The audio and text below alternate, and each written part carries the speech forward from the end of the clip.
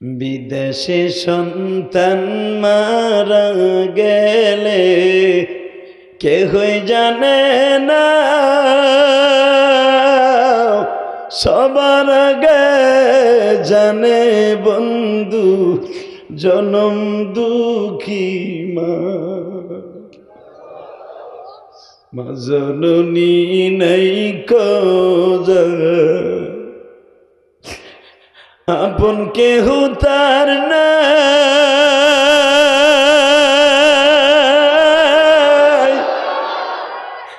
মা বলিয়া ডাক দিলে গো আল্লাহ খুশি।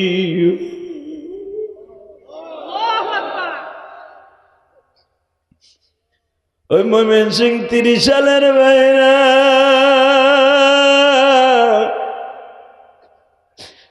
আমার আগের বক্তা মুফতি মনিরুল ইসলাম শরীয়তপুরে বলে গেছে, মায়ের পাগল বক্তা। বাজার দুনিয়ায় যারা মায়ের পাগল ওরা কিন্তু আল্লাহরও ঠিক পাগল। যেই সন্তান মায়ের দোয়া নিতে জানে না,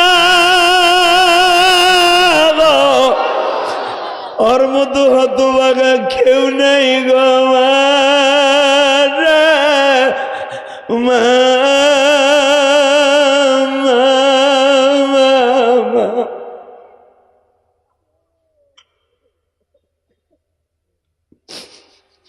তোমাকে নবনির্বাচিত চেয়ারম্যানের মা বাবা আছে কিনা জানি না, তার বুকটা ভাইরে দেখো।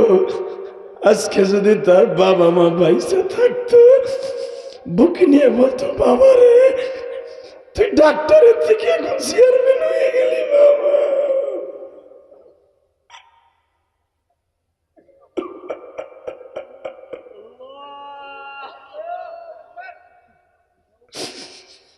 বাবা আমি তোমাদের দুটা পাও ধরে বলে দিয়ে যাই, এই দুনিয়ায় যার মা নাই গো বাবা, এখন মার কথা মনে করে কাঁদবা। এই ময়মনসিংহ 30 সালের জমিনে আমি জানি না কার জানো মা নাই বাবা,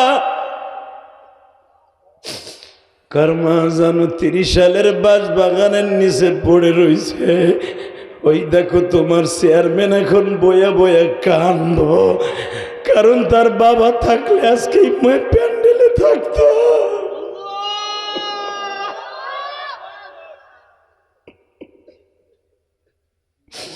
তার মা বাইসা থাকলে চেয়ারম্যান হওয়ার পরে তোমরা ঠিকই তারে টাকার মালা দিছো, টাকার মালাটা মায়ের গলায় দিয়ে বলতো, মা আমি আজকে চেয়ারম্যান হয়ে গেছি। মা কপালে চুম্বন করে বলতো, বাবারে তুমি চেয়ারম্যান হয়েছো জনগণের ভোটে, কোনোদিন জনগণের কষ্ট দিস না বাবা, কোনোদিন কষ্ট। কারে ডাকবা মা মা বলে, কারে ডাকবা মা মা বলে, মা দুঃখিনী যাদের নাই আল্লাহ তাদের মাফ করিয়া জনম দুঃখী মা। তোমার এই বন্ধু ইলিয়াসুর রহমান জিহাদি মার হাতের খাবার কত বছর খায় না রে ভাই। আমি জিহাদির মা ওই গোপালগঞ্জের জমিনে ঘুমিয়ে দেওয়া,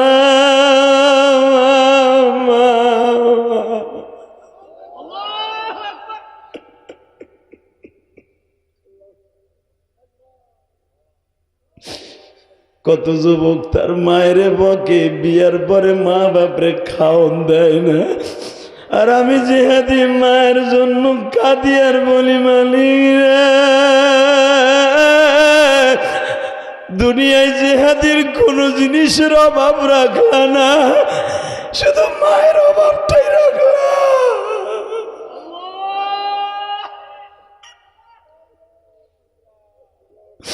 ও আমার আলেম ভাইরা, আমি যখন গৌহারডাঙ্গা মাদ্রাসায় পড়তাম মাদ্রাসায় পরীক্ষা যখন হইতো সব ছাত্র ভাইরা বাড়িতে যাইতো, আমি বাড়িতে যাইতে পারতাম না বাবা। আমি আল্লামা শামসুল হক ফরিদপুরের কবরে পাশে দাঁড়ায় কাঁদতাম আর বলতাম, আল্লাহর ওলি সব ছাত্র ভাইরা বাড়িতে যায়, আমি যাইতে পারি না, আমার মা নাই।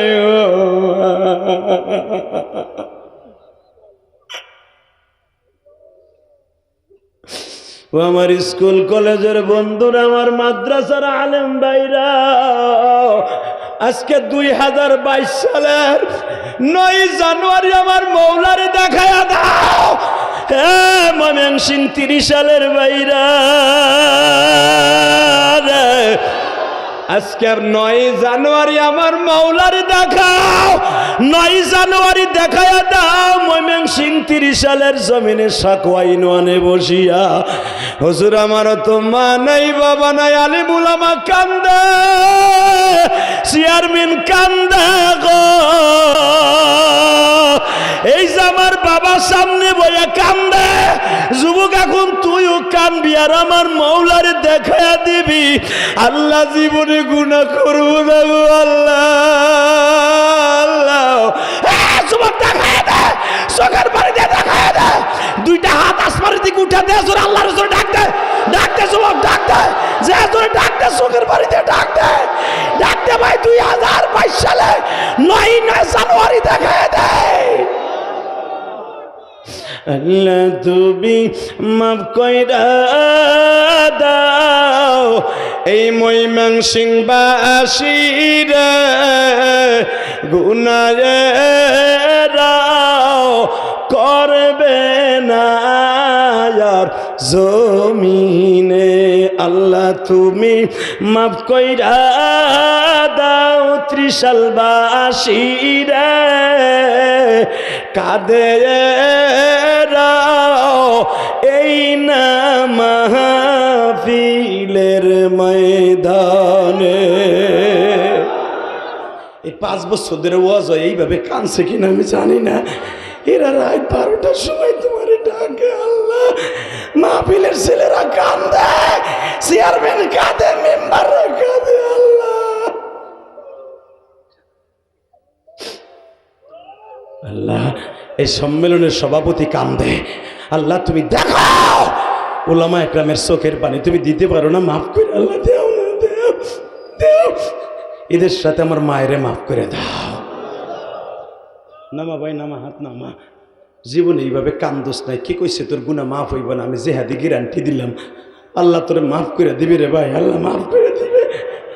এই লঞ্চে যখন আগুন লাগছে পানির ভিতরে, তোরা তো দেখছ ফেসবুকে, একটা ছেলে মার কাছে টেলিফোন দিছে, মা মা লঞ্চে আগুন লেগে গেছে, মা কোন দিকে নামবো, মা মা আমারে মাফ করে দিও, মা আমারে মাফ করে দিও।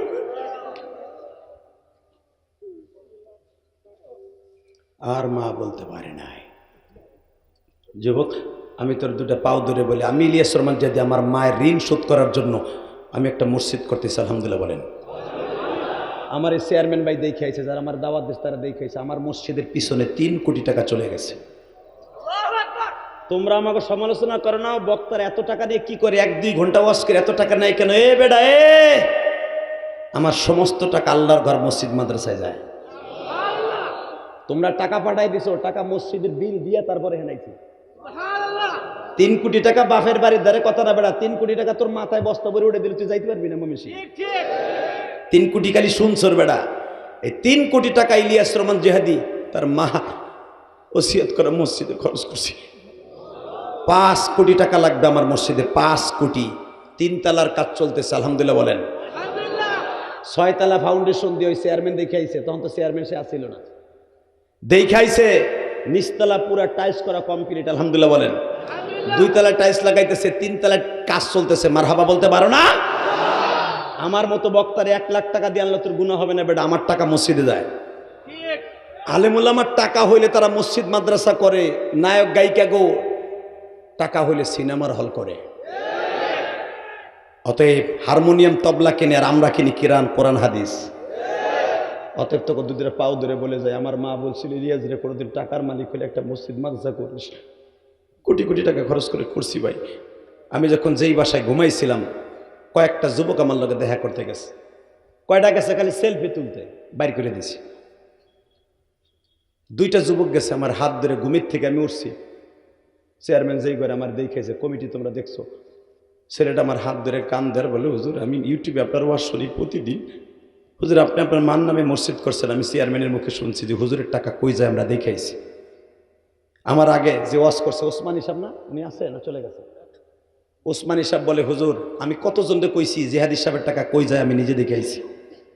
তো ওইখানে একটা ছেলে যায় বলে, হুজুর আমার মা নাই, আমি অনেক দূরের থেকে আসছি হুজুর, আমি গোফরগড় থেকে আইছি, আপনার ওয়াজ শুনছিলাম, হাবুল চেয়ারম্যানের হেলিকপ্টারে আপনি আইছিলেন তখন শুনছিলাম হুজুর, সেদিন কানছিলাম আর আজকে কানতে আইছি। আমরা 3 বন্ধু আইছি হুজুর, আমি জানি আপনি মসজিদ করতেছেন হুজুর, আপনার মসজিদে আমি 2 বস্তা সিমেন্টের টাকা দিলাম 1000 টাকা। আর একটা ছেলে বলে, হুজুর আমি ইন্টার পড়ি হুজুর, আমি পরীক্ষা দেবো, আমি 500 টাকা দিলাম আমার মার জন্য। আলহামদুলিল্লাহ বলতে পারো না? আমি এগো চিনি না।